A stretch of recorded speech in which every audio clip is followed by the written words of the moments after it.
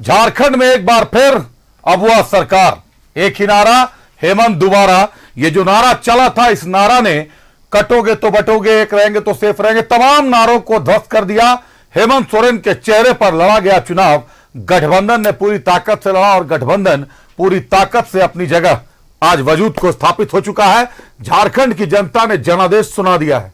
तमाम तरीके के कयास लगाए गए, आरोपों प्रत्यारोपों का दौर रहा, भ्रष्टाचार से लेकर घुसपैठ पर वार हुए, लेकिन जब जनादेश सामने आया तो जनादेश ने यह स्पष्ट कर दिया कि हेमंत सोरेन झारखंड की जनता के दिलों में बसते हैं। 34 सीटों पर जेएमएम ने ताबड़तोड़ जीत दर्ज की है। 34 सीटें, सीधे सीधे 4 सीटें जेएमएम की खाते से बढ़ गई हैं। 2019 के चुनाव में जहां 30 सीटों पर जेएमएम थी, इस चुनाव में 34 सीटों पर जेएमएम है। आरजेडी ने भी तेज रफ्तार पकड़ी है। आरजेडी 4 सीटों पर आ गई है। कांग्रेस अपनी सीटें बचा पाने में कामयाब रहा है। 16 सीटों पर कांग्रेस है नुकसान। सीधे सीधे बीजेपी को हुआ है, आजसू को हुआ है। आजसू के सिर्फ एक विधायक जीत कर आए हैं, तिवारी महतो साहब मांडू से। बाकी तमाम आजसू के खेमे में सेंधमारी हो चुकी है। बीजेपी केवल 21 सीटों पर इस बार खूंटा गाड़ने में या झंडा फहरा पाने में कामयाब रही, तमाम स्टार प्रचारकों की मौजूदगी के बावजूद। एक रिपोर्ट दिखाते हैं पहले आपको कि इस जीत के मायने क्या हैं। हेमंत सोरेन सरकार पर आखिर जनता का यह विश्वास, जनता ने सर आंखों उनको बिठाया है और जनता ने जो चाहे मैया सम्मान की बात करें, अबुआ आवास की बात करें, बिजली बिल माफी की बात करें, इसके अलावा जो बीजेपी के आरोप प्रत्यारोप चलते रहे, भ्रष्टाचार पर वार होते रहे, नोटों के पहाड़ पर बात होती रही, तमाम घुसपैठ पर बात होती रही, लेकिन जनता ने उन तमाम चीजों को नकार दिया और सरकार की योजनाओं के साथ ताल में ताल मिला ली है। जनादेश बिल्कुल स्पष्ट है। मेजॉरिटी में बहुमत में ऐसा बहुमत जनता ने दिया, ऐसा मैंडेट दिया है जो 24 साल के झारखंड ने इससे पहले नहीं देखा था। आपको दिखाते हैं ये रिपोर्ट में फिर अबुआ सरकार, इंडिया की जोरदार जीत, मैया के सामने सब फेल। झारखंड में हेमंत और कल्पना सोरेन की आंधी में कमल मुरझा गया और केला औंधे मुंह गिर गया। मैया की मैजिक के सामने सारे मुद्दे फेल हो गए। संथाल में जरमुंडी को छोड़कर बाकी सभी सीटों पर इंडिया गठबंधन ने परचम लहराया। वहीं दक्षिणी छोटा नागपुर में सिर्फ रांची और हटिया में ही कमल खिल सका, जबकि पलामू, कोल्हान और दक्षिणी छोटा नागपुर में भी बीजेपी को उम्मीदों के मुताबिक नतीजे नहीं आए। लेकिन आखिर इंडिया गठबंधन ने इस जबरदस्त जीत के कारण क्या हैं? आखिर क्यों एनडीए 2019 के आंकड़े को भी नहीं छू पाया? मैया योजना की मैजिक के आगे सब कुछ फेल। जेएमएम ने गोगो दीदी योजना का तोड़ निकाल लिया। मैया योजना की राशि 1000 रुपए से बढ़ाकर 2500 रुपए कर दी। मैया योजना की राशि 2500 रुपए करने का तोड़ नहीं निकाल सकी बीजेपी। बिजली बिल माफी योजना से गरीब और मध्यम वर्गीयों को साधने में सफल रहे हेमंत सोरेन। किसानों की कर्ज माफी योजना से भी इंडी गठबंधन को मिला फायदा। बीजेपी का आजसू पर भरोसा भारी पड़ गया। आजसू सुप्रीमो अपनी सीट भी नहीं बचा पाए। सिर्फ मांडू सीट पर किसी तरह आजसू ने बचाई लाज। बांग्लादेशी घुसपैठ और बटोगे तो कटोगे का नारा उल्टा पड़ गया।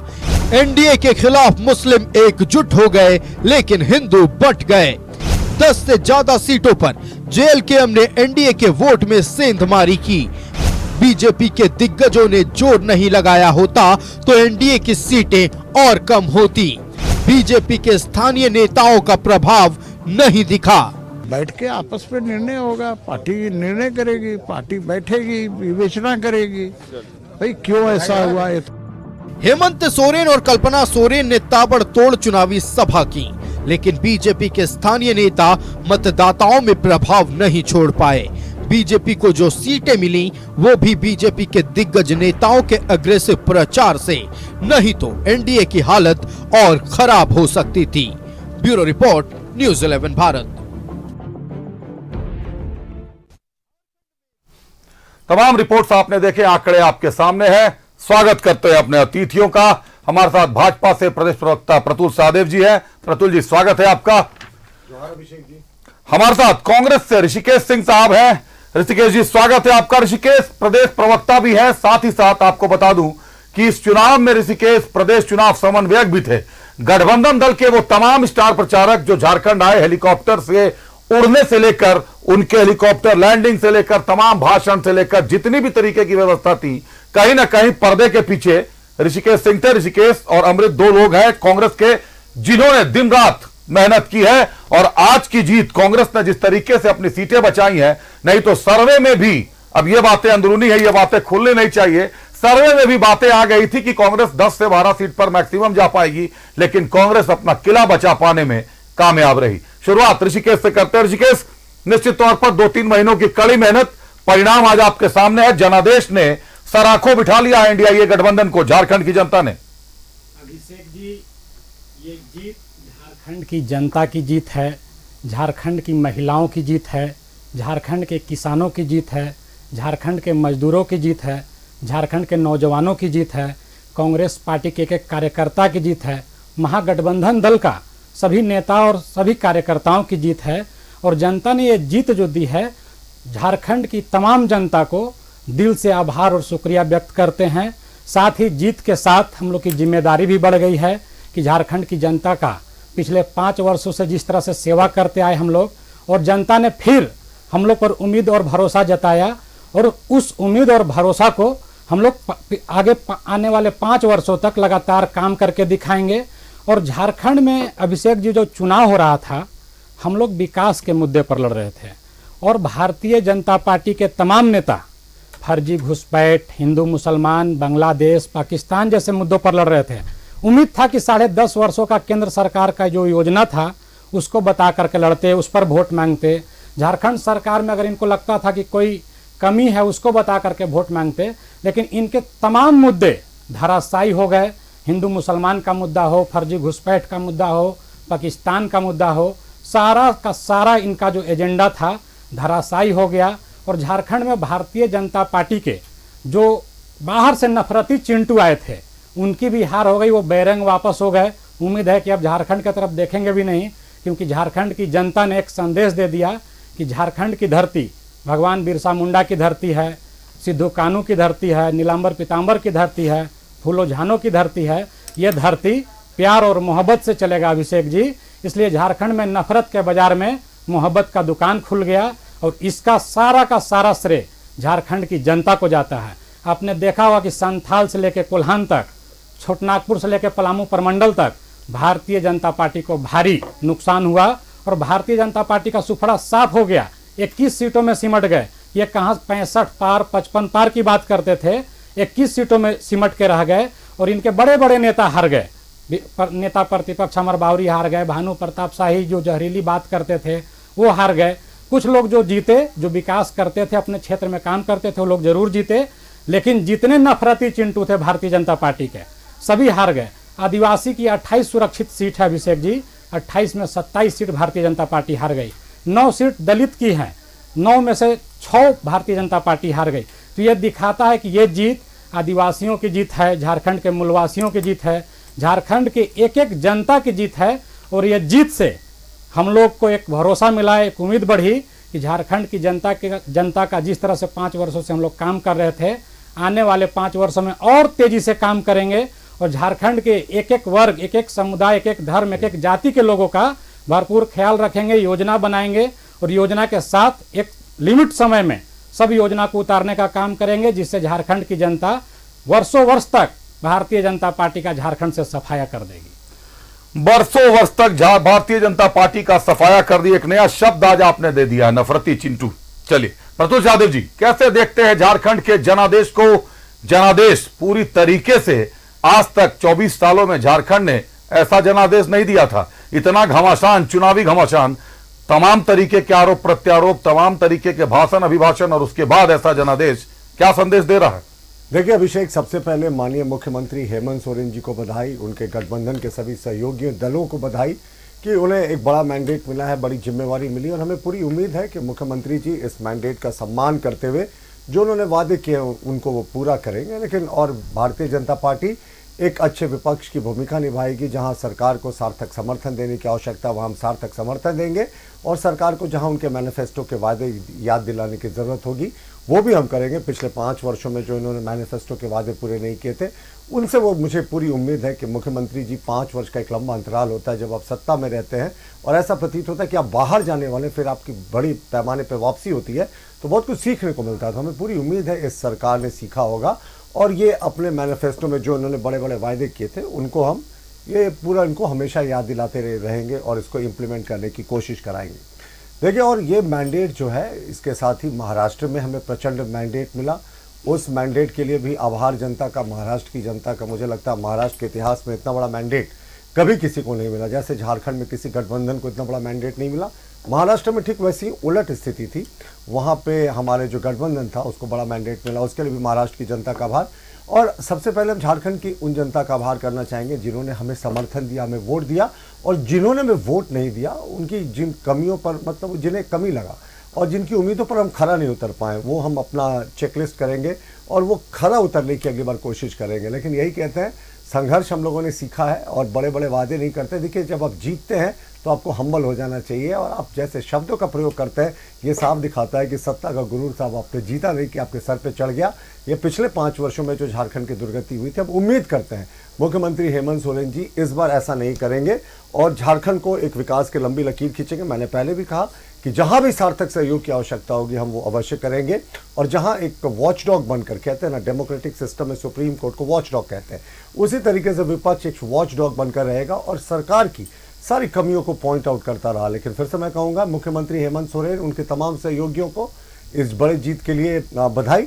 लेकिन जहाँ तक खाली अगर सरकार के पक्ष में ये मैंडेट था तो 4 मंत्री क्यों हार गए साहब, इस पर भी एक बार चिंतन मनन होना चाहिए। 4 इनके मंत्री जो थे वो अच्छे मार्जिन से हार गए और गांडे बहुत सीट थी, वो भी बहुत मुश्किल थी ये जीत पाए। ऐसी ही कुछ स्थिति लातेहार में थी जहां 400 के बहुत मुश्किल मार्जिन से हम जीते। तो कहीं कहीं क्लोज मार्जिन रहा, कहीं कहीं बहुत लंबा मार्जिन रहा। बहुत सारे न्यू कमर्स जीते, बहुत सारे पुराने नेता भी जो चुनाव में थे वो हारे। तो एक रियलिटी चेक होता है, एक रूड अवेकनिंग कॉल होता है, एक अलार्म बजता है कि साहब सिस्टम में किसी को टेकन फॉर ग्रांटेड नहीं किया जाता। और देखिए, हम लोगों ने पूरी कोशिश की थी। अगर आप कोशिश करते और नहीं करते और फिर अगर आपकी पराजय होती तो ये मलाल होता है कि साहब आपने ये प्रयास नहीं किया, आपने वो प्रयास नहीं किया। हमने सच में गठबंधन के सभी घटक दलों ने समन्वय बनाकर काम किया और 4 दलों का जो हमारा गठबंधन था उसने हमें काम किया, एक साथ काम किया। और जो झारखंड की जनता थी उसके बीच में हम अपने मैनिफेस्टो को लेकर, पंचप्रण को लेकर गए। लेकिन जनता का जो प्रजातंत्र में जो आदेश होता है वो सर्वोपरि होता है। जनता ने हमें विपक्ष में बैठने को कहा, विपक्ष में बैठेंगे और सार्थक विपक्ष की भूमिका निभाएंगे। विजय, सार्थक विपक्ष की भूमिका निभाएंगे, ये बीजेपी का दावा। एक बार फिर ऋषिकेश के पास आते हैं। ऋषिकेश, तमाम तरीके के आरोप प्रत्यारोपों से सरकार घिरी रही। यह भी कहा गया कि कोरोना काल में 2 साल तक विकास रुका रहा, 3 साल तक सरकार बनाने गिराने की कवायद चलती रही। बावजूद इसके नोटों के पहाड़ भी बरामद हुए, उसके भी आरोप लगे। घुसपैठ को लेकर भी मामला बना। सीएम के, राज्य के सीएम को, मुख्यमंत्री को, हेमंत सोरेन साहब को जेल भी जाना पड़ा। ये सारा कुछ मिलाकर अगर देखें तो आज का जनादेश, भले अब कोर्ट में चाहे जो भी फैसला हो, लेकिन जनता की अदालत ने तो इन तमाम आरोपों को नकार दिया कहीं ना कहीं से। बिल्कुल अभिषेक, जनता ने नकार दिया। जिस तरह से षड्यंत्र के तहत हेमंत सोरेन जी को जेल डाला गया, जिस तरह से षड्यंत्र के तहत आलमगीर आलम जी को जेल में डाला गया, वो जनता ने वोट से जवाब देने का काम किया, जनता ने जीत से जवाब देने का काम किया। आपने देखा हो कि आलमगीर आलम जी की पत्नी चुनाव लड़ रही हैं, तो पूरे झारखंड में अभिषेक जी रिकॉर्ड मतों से 86,000 से ज्यादा मतों से उन्होंने चुनाव जीतने का काम किया। पिछली बार भी आलमगीर आलम जी 75,000 वोटों से जीते थे। लोकसभा चुनाव में भी पाकुड़ विधानसभा से लगभग 80,000 वोटों का मार्जिन था। और एक लोकप्रिय नेता को, एक सीधे साधे नेता को जो ईमानदारी के लिए जाने जाते थे, 45 वर्षों में उन पर कोई आरोप नहीं लगा, उनको आपने जेल डाला, ईडी का दुरुपयोग करके जेल डाला। और जनता ने जेल का जवाब वोट से दिया, जीत से दिया। मैं बताना चाहता हूं अभिषेक जी कि पिछले 5 वर्षों में, कोविड को भी ले ले, कोविड में भी हम लोग ने अच्छा काम किया। यहाँ के बाहर के मजदूरों को हम लोग अच्छे से लाए, उनको घर तक पहुँचाए। कोविड में भूख से एक भी नागरिक झारखंड का नहीं मरा, ऑक्सीजन के बिना एक भी नागरिक नहीं मरा। यह दिखाता है कि सरकार उस समय भी तत्परता से काम कर रही थी। और उसके बाद भी लगातार योजना बना करके 4 बार अभिषेक जी झारखंड के मुख्यमंत्री 24 जिला में घूमकर जनता द्वार लगा के, जनता के दरवाजे पर जाके जनता का काम किए। आपने देखा होगा कि मैया सम्मान योजना में 57 लाख महिलाओं को हम लोग सहायता राशि देते हैं। सर्वजन पेंशन में 40 लाख महिलाओं को हम लोग महिलाओं और पुरुषों को पेंशन देने का काम करते हैं। और पहली सरकार है पूरे भारत में जो 60 वर्ष से घटाकर 50 वर्ष तक के लोगों को सर्वजन पेंशन देने का काम करती है। सावित्रीबाई फूले किशोरी समृद्धि योजना के तहत 9 लाख बच्चियों को प्रत्येक वर्ष 5,000 रुपये देने का काम करते हैं। गुरुजी स्टूडेंट योजना के तहत बच्चों को कम से कम ऋण पर हम लोग ऋण मुहैया उपलब्ध कराते हैं ताकि वो अच्छे से अच्छे पढ़ाई कर सके। 42 लाख लोगों का बिजली बिल माफ हुआ अभिषेक जी। 46 लाख झारखंड में बिजली उपभोक्ता हैं, घरेलू बिजली उपभोक्ता हैं, उसमें 42 लाख लोगों का बिल माफ कर दिया गया और 200 यूनिट बिजली फ्री कर दी गई, जिसमें झारखंड की जनता ने देखा कि यह सरकार बिजली बिल भी माफ करती है और 200 यूनिट तक बिजली फ्री भी करती है। अबुआ आवास योजना के तहत हम लोग आवास देने का काम किए। भारत सरकार ने जो 2022 से 8 लाख प्रधानमंत्री आवास रोका था, हम लोग अपने पैसे से झारखंड सरकार के मद से अबुआ आवास देने का काम किए। 25 लाख का टारगेट रखे हैं, 2.5 लाख आवास आवंटित कर दिया गया था अभिषेक जी। और इसके बाद आप देखेंगे कि प्रत्येक वर्ष 4.5 लाख आवास का हम लोग टारगेट रखे हैं। पोषण सखी का सहायता राशि बढ़ाए, जल सहिया का सहायता राशि बढ़ाए, सहायक पुलिसकर्मी का सहायता राशि बढ़ाए, पारा टीचर का सहायता राशि बढ़ाए, असिस्टेंट प्रोफेसर का सहायता राशि बढ़ाए। और ये सब योजनाओं के तहत झारखंड की जनता ने देखा कि झारखंड के गरीबों का, महिलाओं का, बुजुर्गों का, नौजवानों का काम करने वाली सरकार है महागठबंधन की सरकार। इसलिए झारखंड की जनता ने भरोसा जताया झारखंड के सरकार पर और इस बार भी भरोसा बरकरार रहा, फिर से गठबंधन की सरकार रही। भरोसा जनता का बरकरार रहा। एक बार प्रतुल सहदेव जी के पास फिर से चलता हूं। प्रतुल साहब, आज हमारे पास आप ही दोनों अतिथि हैं। आंसू से कोई हमारे साथ आज शामिल नहीं हो पाए, कुछ उनके निजी कारण होंगे। प्रतुल साहब, जिस तरीके से आलमगीर साहब जेल में हैं, भ्रष्टाचार का आरोप है, उनके ओएसडी के नौकर के हाथ 35-36 करोड़ रुपए बरामद हुए, लेकिन आज जनता ने उनकी पत्नी को जिस तरीके से समर्थन दिया है पाकुड़ में, 70,000 से ज्यादा वोटों से विजय हासिल, 86,000 के करीब वोटों से वो जीत हासिल कर चुकी हैं। इरफान अंसारी साहब को लेकर तमाम तरीके के बयान आए, उनके बयान को लेकर कई विवाद हुए, लेकिन जामताड़ा की जनता ने सिरे से नकार दिया। 40,000 से ज्यादा वोटों से इरफान अंसारी साहब ने चुनाव जीता है, हेमंत सोरेन साहब 40,000 से ज्यादा वोटों से चुनाव जीते हैं। तो जहां जहां ये जो सेंसिटिव चेहरे थे INDIA के, इनकी जीत का मार्जिन बहुत बड़ा रहा है। प्रतुल साहब, मतलब जितना आरोप लगता गया, जनता उतना ही उनके समर्थन में जाती गई। देखिए, इससे पहले कांग्रेस के प्रवक्ता अपने पिछले सरकार की योजनाओं को गिना रहे थे। वो पिछले सरकार की बात खत्म हो गई। हमने याद दिलाना चाहिए इनको कि एक अबू आवास बता दे जहां गृह प्रवेश हो गया हो। हम याद नहीं दिलाना चाहेंगे कि सिर्फ 42 स्टूडेंट्स को गुरुजी क्रेडिट कार्ड के तहत अभी तक स्कॉलरशिप मिली। अभी 40,000 से ज़्यादा आवेदन पेंडिंग है। चलिए, वो कल की बातें हो गई। अब सरकार, नई सरकार आई है, सरकार का नया मैनिफेस्टो है। सरकार ने 450 रुपये में सिलेंडर देने की घोषणा की है। सरकार ने MSP भी बढ़ाने की घोषणा की है। सरकार ने तमाम वायदे किए हैं सरकार ने।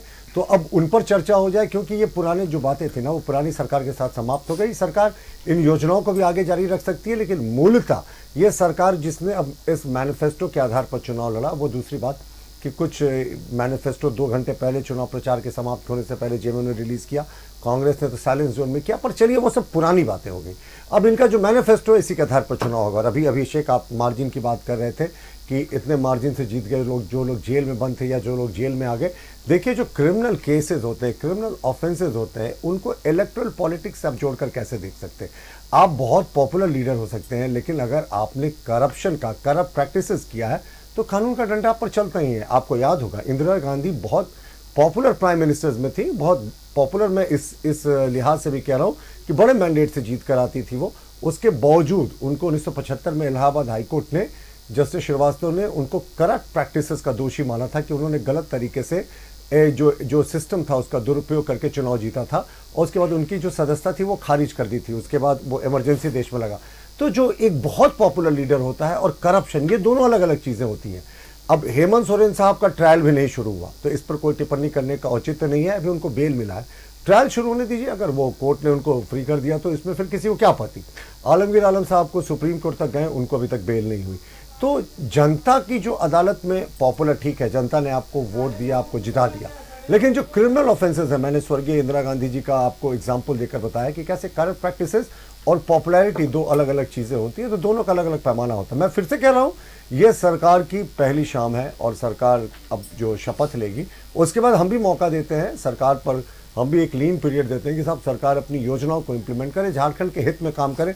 और झारखंड के हित में जब भी हेमंत सोरेन काम करने के लिए विपक्ष का सहयोग मांगेंगे, यकीन मानिए विपक्ष पूरे दिल के साथ उनका समर्थन करेगा। और राजनीति से हटकर मैं बता रहा हूँ, अब तो चुनाव परिणाम आ गए, हम विपक्ष में बैठ रहे हैं। मैंने पहले ही बताया कि सशक्त विपक्ष की भूमिका निभाएंगे। मैं सच में कह रहा हूँ, हेमंत सोरेन जी एक बार इच्छा शक्ति जाहिर कीजिए कि मैं झारखंड का विकास करना चाहता हूँ, किसी चीज़ के लिए बीजेपी को बुलाइएगा, हम अवश्य हाजिर होंगे। लेकिन ऑन अ लाइटर नोट अभिषेक, आज इंडी गठबंधन के तमाम नेताओं ने महाराष्ट्र में जो अपनी हार था उसका ठीकरा ईवीएम पर फोड़ दिया, लेकिन ईवीएम के मुद्दे पे झारखंड में सब लोग साइलेंट रहे। तो ये दो तरह का पैमाना क्यों? आज झारखंड में ईवीएम ने काम किया, महाराष्ट्र में ईवीएम ने काम करना बंद कर दिया, ईवीएम हैक हो गई। तो मुझे लगता है एक यूनिफॉर्म अगर आप पैमाना रखें राजनीति में तो बेहतर होगा। मैं फिर से कह रहा हूँ, विकास के मुद्दे पे हेमंत सोरेन जी जितना चाहे, जितनी मर्जी भारतीय जनता पार्टी का सहयोग ले ले, हम हमेशा सहयोग देने के लिए तैयार हैं। हमारी शुभकामनाएं कि उनका कार्यकाल अच्छा हो, लेकिन पुरानी गलतियों से भी सबक लीजिएगा हुजूर। ऋषिकेश, ईवीएम हैक करने को बात हुआ और ईवीएम पे ठीकरा फोड़ने को लेकर बात हुई है। सुप्रियो भट्टाचार्य साहब केंद्रीय प्रवक्ता भी है, महासचिव भी है, उन्होंने आज सुबह सुबह कल एक चिट्ठी जारी की है, निर्वाचन आयोग को एक चिट्ठी भी भेजा था जिसमें कहा कि ऐसी सूचनाएं हैं कि बीजेपी टेक्निकल एक्सपर्ट्स को ला रही है, होटल में ठहरा रही है, और जो 15 में स्ट्रांग रूम बना उसके चारों तरफ घेराबंदी हो सकती है, टेक्निकल एक्सपर्ट की छेड़छाड़ हो सकती है ईवीएम में। अब इसको कैसे देखते हैं इस चिट्ठी को आप, क्योंकि इस पर कोई कार्रवाई नहीं की निर्वाचन आयोग ने। कोई भी नेता तो अगर लगता है कि कोई भी गड़बड़ी हो रही है तो निर्वाचन आयोग जाने का उसका अधिकार है। सुप्रियो भट्टाचार्य जी निर्वाचन आयोग गए, अब निर्वाचन आयोग तय करेगी कि क्या मामला था, वो देखेगी। और बार बार महाराष्ट्र की जिक्र की जा रही है, झारखंड में चुनाव हुआ है, झारखंड में हार हुई है भाजपा की, अब कुछ देर में ये डोनाल्ड ट्रंप के पास भी चले जाएंगे। ऐसा नहीं होना चाहिए। झारखंड की चुनाव में झारखंड की जनता ने साफ साफ जनादेश दे दिया कि ये सरकार अबुआ सरकार होगी, अबुआ सरकार का अबुआ राज होगा और यहाँ के लोग को हर चीज़ की सुविधा मिलेगी झारखंड सरकार के द्वारा। और हम लोग मैनिफेस्टो से पहले गारंटी लाए थे अभिषेक जी, 7 गारंटी, और आप देखेंगे कि 5 साल में ये 7 गारंटी आपको जल्द से जल्द पूरा होते दिखेगी। और झारखंड की जनता के सामने हमने गारंटी रख करके वोट मांगा और जनता ने वोट दिया है। और आप देखेंगे कि हम लोग तेलंगाना में भी गारंटी दिए थे, पूरा किए, कर्नाटका में गारंटी दिए थे, पूरा किए, और झारखंड में भी 7 गारंटी दिए हैं जो झारखंड की सरकार तय समय सीमा में पूरा करने का काम करेगी। और आलमगीर आलम जी के बारे में गलत तथ्य बोला गया कि सुप्रीम कोर्ट से बेल रिजेक्ट हो गया, अभी हाई कोर्ट में भी बेल फाइल नहीं हुआ है, इसलिए तथ्य को सुधार लिया जाए कि हाई कोर्ट में जिसका बेल फाइल नहीं हुआ, सुप्रीम कोर्ट तक गए हैं, आप जाके एक बार पता कर ले। मैं तथ्यहीन बातें नहीं करता, मैं आपको बता रहा हूँ, मैं उनके लीगल एडवाइजर टीम में मैं खुद हूँ। अभी हाई कोर्ट में भी बेल फाइल नहीं हुआ है, आपको जानकारी के लिए बता रहा हूँ। ऋषिकेश, आप यंग आदमी हैं, थोड़ा सीखे। नहीं, आप गलत नहीं, बीच में नहीं, प्रतुल जी आप गलत बोल दिए, सुधार लेना चाहिए। गलत बोलना कोई गलत बात नहीं है, सुधार लेना अच्छी बात है। सबकी बातें करते हैं। और आज मैंने महाराष्ट्र का जिक्र कर दिया कि वहां ईवीएम काम नहीं कर रहा था, झारखंड में काम कर रहा था, तो ये साहब तो आज दोनों जगह पे परिणाम बीच बीच में बोलेंगे तो नहीं होगा। अरे दो ही लोग हैं हम लोग, कौन बीच में टोकेगा? आप लोग को पूरा मौका आज बोलने का। आज पूरा मैं तो कह रहा हूँ, बस मेरी बात हो जाने दीजिए। जी जी बोलिए। तो मैं बताता हूं कि हाई कोर्ट में भी बेल फाइल नहीं हुआ है, और मैं उसका तथ्य दे दूंगा क्योंकि मैं उस टीम में हूं, उस लीगल टीम में हूं एडवोकेट के नाते। तो हाई कोर्ट में भी बेल फाइल नहीं हुआ, होगा, बेल भी मिलेगा। हम लोग जबरदस्त तरीके से बात रखेंगे और कोर्ट तय कर देगा कि बेल देना है या नहीं देना है, कोर्ट में मामला चला जाएगा। और मैं बताता हूं अभिषेक जी कि जिस तरीके से भारतीय जनता पार्टी बाहर के 2 नेताओं को लाई, और दोनों भ्रष्ट नेता, व्यापम घोटाले का भ्रष्टाचारी, दूसरा किसान कृषि मंत्री हैं शिवराज सिंह चौहान जी, मंदसौर में 7 किसानों को गोली मार दिया गया था उनके मुख्यमंत्री रहते हुए, उनको चुनाव प्रभारी बनाया। हेमंता बिश्व शर्मा, जिस पर Bharatiya Janata party press conference करके आरोप लगाती थी भ्रष्टाचार का, भारतीय जनता पार्टी में जाते हैं, मुख्यमंत्री बनाए, वैसे भ्रष्ट मुख्यमंत्री को लाए थे चुनाव। अब बार बार देखिए इतना प्रतुल जी बात पूरी कर लें, अच्छी बात कह रहा हूँ। आप अपने समय देखिए प्रतुल जी, ऐसा है कि जो चुनावी दौर रहा उसमें कई आरोप प्रत्यारोप रहे हैं, और हेमंत सोरेन साहब को तो जेल तक जाना पड़ा है। तो बोलने की आजादी नहीं छीनी जा सकती किसी से। अगर अपनी भड़ास ही निकालना चाहते हैं तो सुनना तो होगा सर, सबको सुनना पड़ेगा, सबको स्वीकारना होगा। अभिषेक जी, बोलने की आजादी से जब आपने बात की तो मैं बताना चाहता हूं कि कांग्रेस का 1931 में कराची अधिवेशन हुआ था, और उस समय अभिव्यक्ति की आजादी की बात कही गई थी। जो संविधान जब बना उसमें भी दिया गया। तो इसलिए यहाँ तो कम से कम अभिव्यक्ति की आज़ादी बिल्कुल दिया जाए। बात पूरी करें आप। और मैं बताता हूँ अभिषेक जी कि हम लोग जो गारंटी दिए हैं जनता को और प्रेस कॉन्फ्रेंस करके दिया, जिसमें हमारे राष्ट्रीय अध्यक्ष आदरणीय मल्लिकार्जुन खड़गे जी थे, राज्य के मुख्यमंत्री श्री हेमंत सोरेन जी थे, और वो गारंटी तय समय सीमा में हम लोग पूरा करने का काम करेंगे, जिससे झारखंड की जनता को ये विश्वास हो जाएगा कि जिस पर भरोसा किए हैं वो भरोसा और उम्मीद पर खरा उतरती है सरकार। प्रतुल शाहदेव जी के पास चलते हैं। प्रतुल शाहदेव जी में एक खासियत है, ऋषिकेश में भी खासियत है, प्रतुल शाहदेव जी में भी खासियत है। बुरे से बुरे समय में भी इन दोनों ही व्यक्तियों ने कभी आपके सामने, दर्शकों के सामने या कैमरे के सामने आने से कभी दोनों हिचकिचाए नहीं। प्रतुल शाहदेव साहब आज जिस मानसिक अवस्था से गुजर रहे होंगे, निश्चित तौर पर कहीं ना कहीं एक तकलीफ होती है, पार्टी है, मेहनत कर रहे हैं, लगातार इन्होंने प्रेस कॉन्फ्रेंस किया, उसके बावजूद जवाबदेही एक प्रवक्ता पर ही आकर गिर जाती है, चाहे आपकी जीत की हो चाहे आपकी हार की। और मैंने चुनाव से पहले ही जब टिकट का बंटवारा हुआ तो कहा था कि आगे सबसे पहले प्रवक्ताओं को कर दिया जाता है, चाहे बुरी घड़ी हो चाहे अच्छी घड़ी हो, शुभकामना देना हो प्रवक्ता को भेज दीजिए, मातम का माहौल हो प्रवक्ता को भेज दीजिए दो आंसू बहाने के लिए। लेकिन जब टिकट बंटवारा होता है तो लाइन में सबसे पीछे प्रवक्ताओं को खड़ा कर दिया जाता है, ऑफिशियल क्लर्क टाइप की स्थिति बना दी जाती है प्रवक्ताओं की। पता नहीं कितने सहमत होंगे आप लोग, नहीं होंगे। प्रतुल साहब भी हैं, ऋषिकेश भी है, हर व्यक्ति जो हमारे पास है, हमारे साथ जुड़े हैं, जो प्रवक्ता है, वो एक नेता है, सधे हुए नेता है। उनकी भाषा में, उनकी वाणी में कहीं ना कहीं सरस्वती है, वो बोलते हैं, लोग सुनते हैं, उनको देखते हैं, पसंद करते हैं। प्रतुल साहब, अभी अभी आपने मीर साहब को सुना, हमारे सहयोगी विपिन उपाध्याय ने उनसे पूछा भी कि बीजेपी ने अपने तमाम स्टार प्रचारकों की फौज उतार दी, बावजूद इसके ये हार आखिर किसकी हार है? ये बीजेपी किसकी हार देख रही है? प्रदेश बीजेपी की हार देख रही है या फिर केंद्रीय नेतृत्व की हार देख ले रही है? क्योंकि झारखंड के चुनाव में तो तमाम केंद्रीय नेतृत्व ने अपनी ताकत झोंक दी थी। सर देखिए, इसके बोलने से पहले मैं बताना चाहूँगा, कांग्रेस के प्रवक्ता ने 2-4 आरोप लगाए थे कि कहाँ किसने गोली मरवा दिया। अब प्रासंगिक नहीं है क्योंकि, लेकिन इतिहास के संदर्भ में झारखंड के लोगों को भी याद रखना चाहिए कि गोवा गोलीकांड में थाने के हाजत से निकालकर 7 झारखंड आंदोलनकारियों को तत्कालीन कांग्रेस की राज्य सरकार के इशारे पर पुलिस ने खड़ा करके गोली मार दिया, 7 की मौत हो गई थी। सरायकेला खरसवा गोलीकांड 1948 का, जिसमें हजारों आदिवासियों को बिहार मिलिट्री पुलिस के जवानों ने मशीन गन से मौत के घाट उतार दिया। उस समय भी राज्य में कांग्रेस की सरकार थी और दोनों समय केंद्र में भी कांग्रेस की सरकारें थी।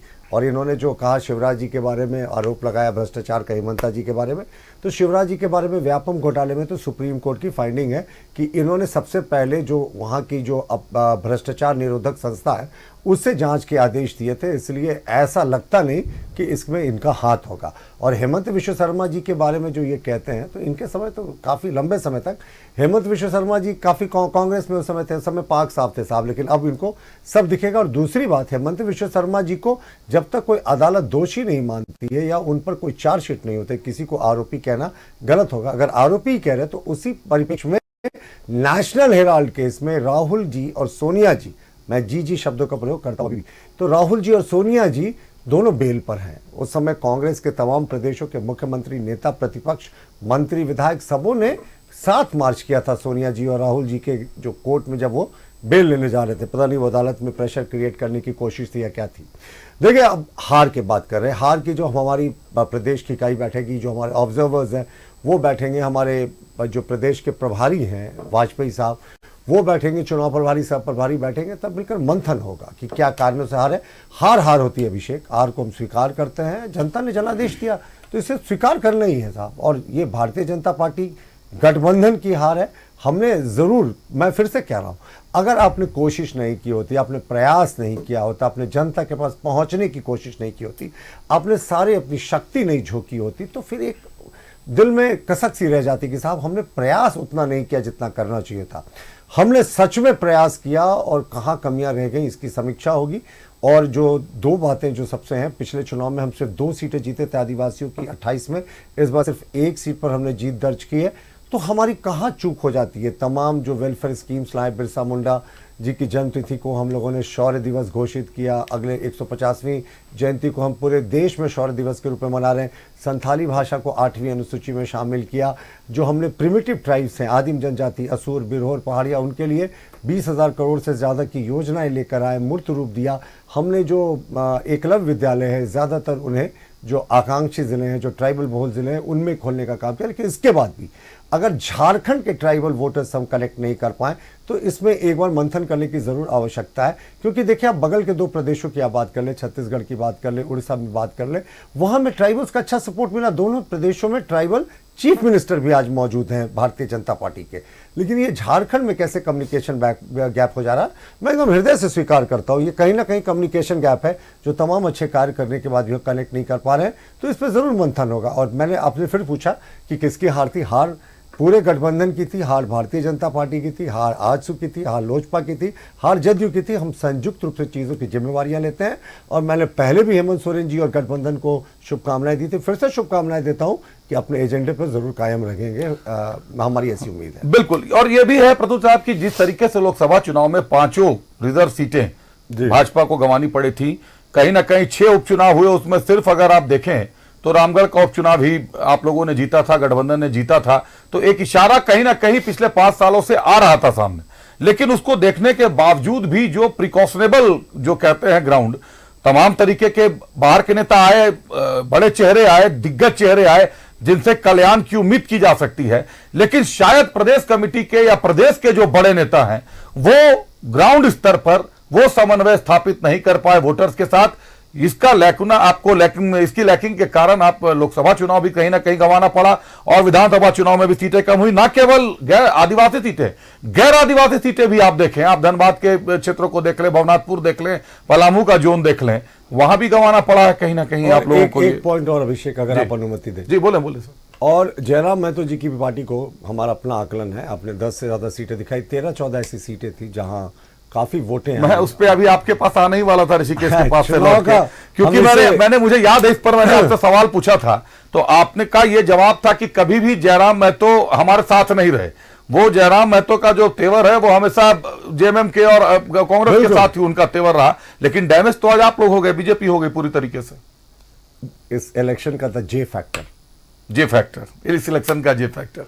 चलिए एक बार ऋषिकेश का रुख करते हैं। ऋषिकेश, 2 बड़े मंत्री, चाहे बादल पत्रलेख रहे हों, बन्ना गुप्ता साहब रहे हों, इस चुनाव में उनकी हार को, और भी अन्य भी मंत्री हैं जिस चुनाव में हार को, यह जिस तरीके से मुश्किल से कुछ सीटें हैं जो जीती गई हैं, यह तो बता रहा है कि सरकार में शामिल जो बड़े चेहरे थे उनको लेकर कहीं ना कहीं जनता असमंजस में है। जो चेहरे सरकार में शामिल 12 चेहरों में नहीं थे, 11 चेहरों में नहीं थे, उनके साथ स्थानीय लोगों का विश्वास था, उम्मीदें थी।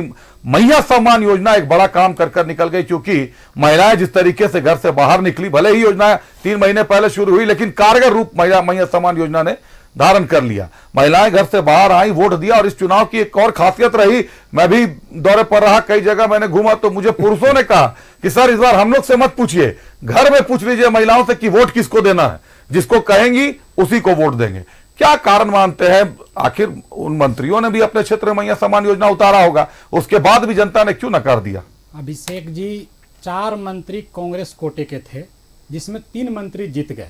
बादल पत्रलेख जी पूर्व मंत्री हो चुके, पूर्व मंत्री थे, उनको हाँ, और बन्ना गुप्ता जी हार गए। चुनाव में जीत और हार के कई कारण होते हैं और वो कारणों की समीक्षा की जाएगी कि क्यों हारे। क्योंकि उन्होंने अपने क्षेत्र में काम किया होगा, मंत्री थे, व्यस्तता के कारण थोड़ा उपलब्ध कम रहे होंगे, लेकिन फिर भी जनता ने जो जनादेश दिया उसको स्वीकार करना चाहिए। और जो कारण रहा होगा हार का, उसकी समीक्षा की जाएगी कि क्यों हारे, किस एरिया से हारे, कितना वोट से हारे और क्या कारण रहा। दोनों प्रत्याशी भी अपना समीक्षा करेंगे और जनता ने जो फैसला किया हम लोग उसको मानते हैं। मैं बताना चाहता हूं कि हेमंता बिश्व शर्मा जी की बात हो रही थी। हेमंता बिश्व शर्मा पर हमने कभी आरोप नहीं लगाया था। 2015 में भारतीय जनता पार्टी के शीर्ष नेता अमित शाह जी आरोप लगाते थे प्रेस कॉन्फ्रेंस करके, ईडी का केस चल रहा था। उसके बाद वही हेमंता बिश्व शर्मा को, जिस पर भ्रष्टाचारी बताते थे, भारतीय जनता पार्टी में शामिल कराया जाता है और उनको मुख्यमंत्री बनाया जाता है। इसलिए हम लोग आरोप नहीं लगाए थे। उस समय तो हम लोग बचाव करते थे ईडी का जब रेड पड़ा था। लेकिन इसके बाद जिस पर ईडी का रेड पड़ा वो भारतीय जनता पार्टी में शामिल होते हैं, मुख्यमंत्री बनते हैं। ये नीति और सिद्धांत भारतीय जनता पार्टी की रही जो एक्सपोज हो चुकी है। जितने भ्रष्ट नेताओं पर ईडी का दबाव बढ़ा, ईडी का केस लगा, वो सारे भारतीय जनता पार्टी में शामिल हो गए और उनको पद दिया गया।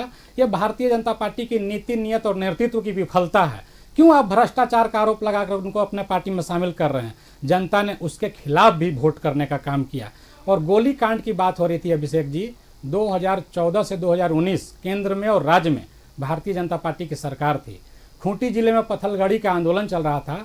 7 आदिवासी समाज के लोगों को गोली मार दिया गया और हजारों पर केस किया गया। वो केस महागठबंधन की सरकार वापस लेने का काम की। इसलिए भारतीय जनता पार्टी ऐसी बात ना करे जो हास्यास्पद लगे। मैं बताता हूं अभिषेक जी कि हेमंता बिस्व शर्मा जिस तरह से झारखंड को लीड करने लगे थे, बाबूलाल मरांडी हो, भाजपा का जो राज्य का नेतृत्व हो, वो नेपथ्य में चले गए थे। हालांकि बाबूलाल मरांडी ऐसे भी फूके हुए कारतूस थे भारतीय जनता पार्टी में, दूसरे पार्टी से आए। ऐसे शब्दों का जीते हैं, ऐसे शब्दों का प्रयोग जीते हैं, जनता ने जिताया है, लेकिन आपको आग्रह होगा, बाकी आपकी मर्जी। मैं आग्रह होगा ऐसे शब्दों का प्रयोग कम से कम झारखंड जीत की में ना राजनीति करें। में उन पर कोई विश्वास नहीं किया, और इसलिए नहीं किया अभिषेक जी क्योंकि उन्होंने कहा था कि कुतुब मीनार से कूद के जान दे दूंगा, लेकिन भारतीय जनता पार्टी में नहीं जाऊंगा। और कहां चले गए? भारतीय जनता पार्टी में चले गए। और वही भारतीय जनता पार्टी उनको प्रदेश अध्यक्ष बनाती है, लेकिन अधिकार नहीं देती है। वो पपेट की तरह थे। हेमंता बिस्व शर्मा लीड कर रहे थे, और हेमंता बिस्व शर्मा लगातार नफरत की भाषा बोल रहे थे, विषैली भाषा बोल रहे थे। हेमंता बिस्व शर्मा का नाम हेमंता बिस्व शर्मा हो चुका था झारखंड की जनता के नज़र में, जिसका परिणाम वोटों से देखने को मिला, सीटों से देखने को मिला। और भारतीय जनता पार्टी के हार के सबसे बड़े कारण आज हेमंता बिस्व शर्मा है। अगर वो विकास पर बात करते, केंद्र सरकार की योजनाओं पर बात करते, राज्य सरकार में अगर कोई कमी था उस पर बात करते, सवाल करते, तो जनता विश्वास करती। लेकिन हिंदू, मुसलमान, बांग्लादेश, घुसपैठ, पाकिस्तान और लगातार खुल करके गाली दे रहे थे एक धर्म विशेष को, जो झारखंड की जनता स्वीकार नहीं की। और इसलिए नहीं की अभिषेक जी कि झारखंड की जनता भगवान बिरसा मुंडा की धरती की जनता है। ये जनता दिखा दी उनको कि यहाँ पर आइए तो विकास का बात करिएगा तब सुना जाएगा, नहीं तो जिस तरह से बैरंग वापस किया गया है उनको, 5 सालों तक हेमंता बिस्व शर्मा नेपथ्य में चले जाएंगे, झारखंड की राजनीति में नहीं आएंगे, झारखंड की तरफ देखेंगे भी नहीं। जो झटका उनको लगा, मैंने कई बार डिबेट में कहा था कि रिजल्ट के बाद बैरंग वापस जाएंगे, और झारखंड की जनता ने हेमंता बिस्व शर्मा को बैरंग वापस असम भेज दिया। प्रतुल साहब कुछ कहना चाह रहे हैं? देखिए, हेमंत बिस्व शर्मा जी पर ये जितना दोषारोपण करते गए, भाषाई मर्यादा भी तोड़ी इन्होंने। मैंने तो इनसे आग्रह किया था, अब मुझे बोलने दें। अब मैंने आग्रह भी किया था कि आज आप जीते हैं तो दम नहीं दिखना चाहिए भाषा में, शालीनता होनी चाहिए। बोलना कोई दम फिर नहीं है। सच्चाई नहीं, ये दम भी आपका। तो फिर ईडी का अच्छा, केस फिर नहीं आप लगा? मुझे बोलने दें। मैंने आपके समय में आपको नहीं टोका, पूरी बीच में शालीनता टोक से रहे सुना। थे। अब मैं बताता हूं आपको, अगर हेमंत बिस्व शर्मा जी को आप कह रहे एक चुनाव के लिए दोषी ठहरा रहे, तो 3 बार राहुल गांधी तो स्टार्ट ही नहीं हो पाए लोकसभा में। 3 बार कांग्रेस उनके नेतृत्व में फेल कर गई, तो राहुल गांधी भी रिजेक्टेड हो गए। नहीं साहब, हमारा ऐसा नहीं मानना। हमारा मानना है कि प्रयास करते रहना चाहिए। राहुल गांधी जी प्रयास करते करते 99 सीटों तक पहुंचे। 3 बार वो फेल जरूर हो गए लोकसभा में, 3 बार कांग्रेस पीछे रह गई। अब पिछली 2 बार तो प्रतिपक्ष के नेता के लायक भी इन्होंने सीटें नहीं जीती थी। इस बार तो चलिए प्रतिपक्ष के नेता के लायक सीटें जीत ली। इसलिए ऐसा नहीं कि चुनाव में अचानक आप इतना गुमान कर लें, क्योंकि आप अपने भी केंद्रीय नेतृत्व का एक बार हाल देख ले, 3 बार से वो पीछे रह जा रहे हैं। अब दो बड़े मुद्दे हैं। इन्होंने कहा कि ईडी का भय दिखाकर और तमाम चीजें दिखाकर हम अपने यहाँ लोगों को शामिल कर दें। साहब, लोइस मरांडी के ऊपर तो एसीबी का केस चल रहा है, तो उनके ऊपर भी क्या सरकार का प्रेशर था कि एसीबी का केस तेज हो जाएगा, तभी उनको शामिल करा लिया गया। तो ये एसीबी के डर से ही लोइस मरांडी जी शामिल हो गई। अब तो वो माननीय विधायक भी हो जाएंगी और कुछ समय के बाद वो शपथ भी ले लेंगी। तो ये जब आप पैमाना बदलते हैं ना, तो ये उचित नहीं होता। और ये जहां बात होती है ना आज झारखंड की और महाराष्ट्र की, तो एक ही दिन चुनाव रिजल्ट दोनों का आ रहा। 20 को वहां भी चुनाव था, सेकेंड फेज का चुनाव यहां भी 20 को था। वहां ईवीएम साहब गड़बड़ था, लेकिन झारखंड में ईवीएम सही था। तो पैमानों को ना चेंज करें। अगर भ्रष्टाचार का आरोप लगा तो लोइस मरांडी पर भी लगा। एंटी करप्शन विंग ने तो उनके खिलाफ प्रिलिमिनरी इंक्वायरी दर्ज की, फिर उन्होंने पाला बदलकर झारखंड मुक्ति मोर्चा का दामन थाम लिया। तो ये क्या प्रेशर था? और दूसरा, ईवीएम को कन्वीनियंस के राजनीति के अनुसार ना बदलें। और तीसरी बात, ये बार बार कहते हैं 2014 से 19 के बीच में खुट्टी में 7 आदिवासियों को गोली मार दिया गया। मैं फिर से लाइव टीवी चैनल पर इनको चैलेंज करता हूं कि किस दिन, किस जगह 2014 से 19 का कालखंड ये बता रहे हैं, ये 7 आदिवासियों को गोली मारा गया था, जरा अपना बता दें। ये शायद अपने शासनकाल का याद कर रहे हो, जब शिबू सोरेन को जेल भेज दिया गया, तमाम लालू प्रसाद को जेल भेज दिया गया। पर चलिए अभिषेक, वो बहुत डिस्कशन हम लोग डिबेट चलिए एक इस चुनाव से संबंधित एक सवाल है जो अहम सवाल है। घोषणा पत्र को लेके, मैनिफेस्टो को लेके तमाम तरीके के वादे होते हैं, और कहीं ना कहीं दल जो होते हैं, विभिन्न राजनीतिक दल, वो घोषणा पत्र पर ही चुनाव लड़ते हैं। प्रतुल साहब, आप लोगों ने पहले 5 प्रण लाए, उसके बाद आप लोग बिरसा मुंडा साहब की जयंती पर, भगवान बिरसा मुंडा की जयंती पर 150 आप लोगों ने गारंटी लाई, 150 योजनाएं लाई आप लोगों ने। लेकिन जिस तरीके से जनादेश आया, अगर आप विपक्ष को देखें, सत्ता पक्ष को देखें, तो जेएमएम का घोषणा पत्र एक दिन पहले आया, कांग्रेस का घोषणा पत्र उसके बाद आया, आरजेडी का घोषणा पत्र ही नहीं आया। लेकिन आरजेडी फिर भी 4 सीटों पर है, जेएमएम की सीटें भी बढ़ गई है, कांग्रेस भी सीटें बचाने में कामयाब रहा। तो क्या अब जनता को घोषणा पत्र से मतलब नहीं रहा? जनता को घोषणाओं से मतलब ही नहीं है कि पॉलिटिकल पार्टीज क्या बोलना चाह रही है और क्या आश्वासन दे रही है, क्योंकि उनका विश्वास उठ चुका है। अब वो उतना ही जान रही है कि भैया ये आ रहा है, ये हमको फायदा है इस योजना से और हमको यही पार्टी चाहिए, सीधी सीधी। तब तो ऐसे में सरकारें रिपीट होती रहेंगी, क्योंकि सरकारें जो हैं तय समय पर ऐसी योजनाएं लाएंगी कि सीधे डायरेक्ट बेनिफिट स्कीम के तहत जनता के पास चले जाएं। तब तो सरकारें बदलेंगी ही नहीं साहब, चाहे किसी भी स्टेट की हो। अभिषेक, आपने एक महत्वपूर्ण मुद्दा उठाया, क्योंकि ये जो प्रजातंत्र की आदर्श व्यवस्था है उसमें यही है कि चुनाव के 15-20 दिन पहले आप मैनिफेस्टो लाते हैं और उसी मैनिफेस्टो को लेकर आप जनता के बीच में जाते हैं। इन्होंने अंतिम समय मैनिफेस्टो लाया, लेकिन फिर भी इनको बहुत अच्छी जीत मिली। झारखंड के इतिहास के किसी भी गठबंधन की ये सबसे बड़ी सफलता है आज तक का। तो ये पॉलिटिकल क्लास को इस पर अवश्य मंथन करना चाहिए कि आखिर कहाँ चूक हो रही है, क्या चूक हो रही है, फ्रीबीज की राजनीति कितने हद तक कारगर है, लोगों को कैसे किस तरीके से रोजगार उपलब्ध कराया जाए। चलिए, हम बहुत आशावान हैं। मुख्यमंत्री जी ने प्रॉमिस किया है कि 10 लाख नौकरियां देंगे, सरकारी नौकरियां देंगे इस बार। तो हमें पूरी उम्मीद है कि इस बार मुख्यमंत्री जी पिछली बार की तरह 5-5 लाख 5 वर्षों तक वाला वो 25 लाख वाला टाटा फेस नहीं, इस बार ज़रूर वो करेंगे। क्योंकि कहते हैं ना, लोग सीखते हैं अपनी पुरानी गलतियों से। तो हम ये आशा करते हैं, झारखंड की जनता के हित में ये आशा करते हैं कि पुरानी गलतियों से इस सरकार ने सबक लिया होगा और जो अपना मैनिफेस्टो है उसको सच में मूर्त रूप देने की कोशिश करेंगे, ताकि अंतिम 2-3 महीने इन्हें नी जर्क रिएक्शन में अंतिम में अपनी ताकत नहीं झोंकनी पड़े। और अभिषेक, हम फिर से कह रहे हैं कि हमने इस चुनाव को में पूरे दमखम से लड़ा था। मैंने कहा ना कि अफसोस होता कि अगर हम पूरे दमखम से नहीं लड़ते, लेकिन फिर भी हम चूक गए। तो पूरे चीज़ों पर मंथन होगी, एसटी सीटों पर मंथन होगी, सब चीज़ों पर मंथन होगी। लेकिन जो जीता वही सिकंदर। तो आज हेमंत सोरेन जी बधाई के पात्र हैं। नहीं, निश्चित तौर पर हेमंत सोरेन साहब तो बधाई की बात है। ऋषिकेश, आपका इस बारे में क्या है? घोषणा पत्र जरूरी अब नहीं रह गया लोगों के लिए, और फ्री बीज जिस तरीके से बढ़ रहा है झारखंड जैसे राज्य में, हम दूसरे राज्यों की तुलना अब जब देख रहे हैं अपने सामने, कई राज्य ऐसे हैं जो बर्बाद होते जा रहे हैं। झारखंड भी कर्ज के बोझ तले दबा है, और ये जो नया बोझ अब पड़ने वाला है, 2500 रुपए का मैया सम्मान भी आएगा, गैस सिलेंडर का भी कहीं ना कहीं सब्सिडी पे आएगा, तो सरकार पर ही बोझ पड़ेगा। इस बोझ से निपटने के लिए तो फिर क्या रास्ते निकालेगी सरकार? अभिषेक, पहले तो मैं बता दूं कि फ्रीबीज जो शब्द है ये गलत है। क्यों गलत है? कि जब जनता के लिए कोई योजना बना करके उनको सहायता की जाती है तो जनता के लिए बोला जाता है कि फ्रीबीज है, और 22 पूंजीपतियों का 16 लाख करोड़ रुपया माफ कर दिया जाता है, उस पर कोई बात नहीं उठती है। 22 पूंजीपति का 16 लाख करोड़ माफ कर दिया जाए तो देश हित में है, और जनता को डायरेक्ट बेनिफिट दिया जा रहा है तो फ्रीबीज है। ऐसी बात नहीं होनी चाहिए। बात है जनता को सहायता कैसे दिया जाए। और जहां तक बार बार मैनिफेस्टो का बात उसको है, भी वो नफरती चिंटू टाइप से कोई वर्ड निकालिएगा तो हम लोग फिर उसको भी पकड़ेंगे। वो 16 पूंजीपतियों पर क्या कहा जाए?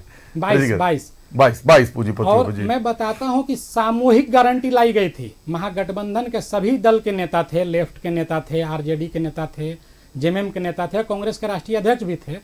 7 हम लोग गारंटी दिए हैं जो सामूहिक रूप से दिए, और अपनी अपनी पार्टी अपना अपना घोषणा पत्र लाती है। और हम लोग अपना घोषणा पत्र लाए 13 तारीख को, जेएमएम भी अपना घोषणा पत्र लाई, और घोषणा पत्र पर भी काम होगा। सबसे पहले हम लोग गारंटी को पूरा करने का काम करेंगे। इसके बाद जो घोषणा पत्र हम लोग लाए हैं 5 वर्षों में उसको देखिएगा कि पूरा कर करके फिर जनता के पास हम लोग 2029 में जाएंगे, जिससे इससे भी बड़ी प्रचंड बहुमत मिलेगी। क्योंकि जनता का काम करने के बाद जनता वोट करती है, ये साबित हो चुका है झारखंड में। तो जनता का काम करने के बाद ही जनता वोट करती है। आज हमारे साथ 2 ही अतिथि थे। आजसू से हमारे सहयोगी जुड़ नहीं पाए, आरजेडी से भी साथी जुड़ नहीं पाए। निश्चित तौर पर जश्न का भी दिन है और कहीं ना कहीं थोड़ा दुख का भी दिन है, लेकिन राजनीति है और राजनीति में ये उलटफेर चलता रहता है। 5 सालों के बाद जनता फिर जनादेश देती है, लेकिन शहरी क्षेत्रों का वोट प्रतिशत जिस तरीके से गिर रहा है वो लोकतंत्र के लिए चिंता का विषय है। जनता को सोचना चाहिए कि क्यों गिर रहा है, किस कारण से गिर रहा है। लेकिन ग्रामीण क्षेत्रों की बम्पर वोटिंग निश्चित तौर पर बड़े इशारे कर रही है, और चाहे जिसकी भी सरकार बनेगी, सराहनीय सरकार की और स्थायी सरकार, स्थिर सरकार की, एक स्थिर सरकार के लिए जनादेश झारखंड का सामने आ चुका है। धन्यवाद देते हैं अतिथियों का। हमारे साथ कांग्रेस से ऋषिकेश सिंह साहब थे। ऋषिकेश जी, बहुत धन्यवाद आपका हमारे साथ जुड़ने के लिए। हमारे साथ बीजेपी से प्रतुल शाहदेव जी थे। प्रतुल जी, बहुत धन्यवाद आपका हमारे साथ जुड़ने के लिए। दोनों ही अतिथियों का बहुत धन्यवाद। एक बार फिर मेरे दर्शकों का बहुत धन्यवाद। बना रहिए न्यूज़ 11 भारत के साथ। मुझे दीजिए इजाजत। नमस्कार।